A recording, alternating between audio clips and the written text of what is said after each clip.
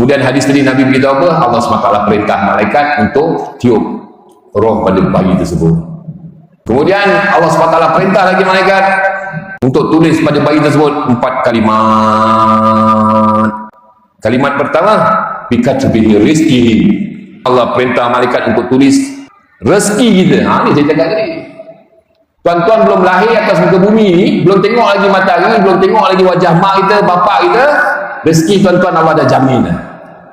Rezeki tuan-tuan dalam jaminan Allah. Tak ada siapa boleh bagi rezeki. Allah dah tetap dah rezeki tuan-tuan. Kalau rezeki tuan-tuan, hak tuan-tuan, takkan mungkin benda itu terlepas daripada genggaman tuan-tuan. Usaha tak salah.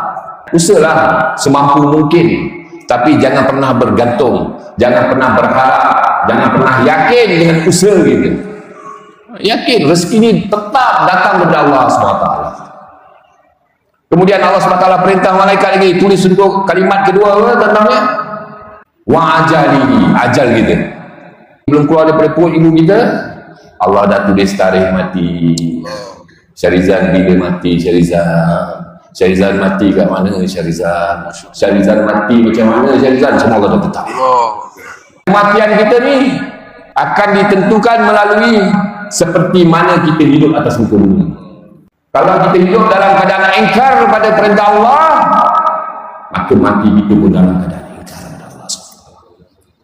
Na'udzubillah.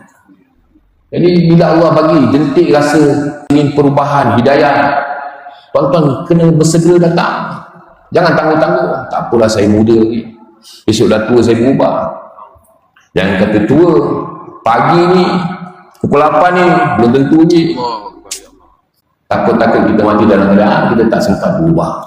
Jangan tangguh-tangguh tuan-tuan. Kemudian apa? Wa amalihi, amal-amal kita semua Allah dah tulis. Yang terakhir Allah SWT tulis apa?